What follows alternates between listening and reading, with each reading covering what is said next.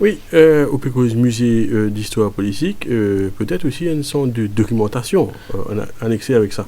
Je me rappelle bien à l'époque, Jean-Claude Lestrac, quand il finit d'écrire ce ban de livre sur l'histoire de l'île Maurice, en plusieurs tomes, et elle a dans ses passions politiques, et il s'est raconté dans un entretien à mobilisation de mémoire, qui, à l'époque, quand un de ses petits enfants, c'était un livre sur l'histoire de Maurice, à la librairie aussi, à Rosil, quand même, qui a une référence, jusqu'à aujourd'hui.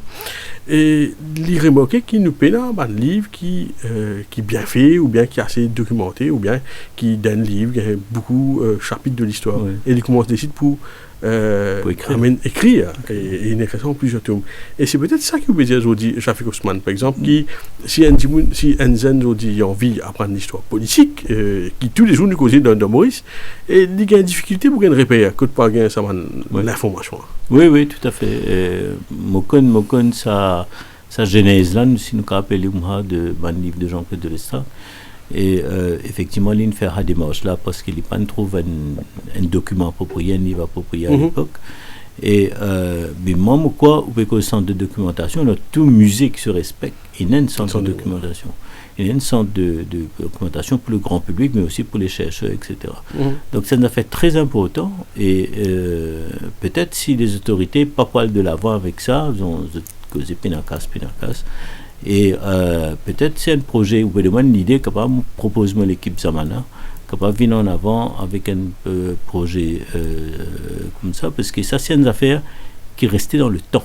Ok, parce que c'est une affaire, là, la Bibliothèque nationale, les archives peuvent être de nouveaux bâtiments à réduire, etc.